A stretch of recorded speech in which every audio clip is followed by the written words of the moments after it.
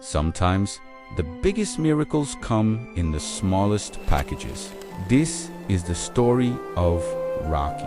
It was Christmas 2020. A giant Norway spruce was chosen to be the famous Rockefeller Center tree. But deep inside its branches, a tiny creature was sleeping. Unaware that his home was moving, the tree was cut down, wrapped tightly in plastic, and loaded onto a massive truck. For 3 days, Rocky, a tiny saw-whet owl, was trapped in total darkness, crushed and terrified. He traveled 170 miles from the quiet forest to the noisy streets of New York City.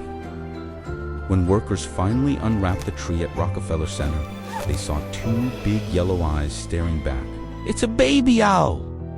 one shouted. He was small enough to fit in the palm of a hand. He hadn't eaten or drunk water for days. He was weak, scared, and far from home. They named him Rocky. A wildlife rehabilitator, Ellen, took him in to nurse him back to health. The whole country fell in love with him. In a tough year, Rocky was a symbol of hope. He was pampered like a king. He ate mice, gained weight, and got his strength back. But Rocky didn't belong in the city lights. He belonged to the wild winter woods. When he was ready, Ellen took him to a quiet forest sanctuary, safe from the city noise.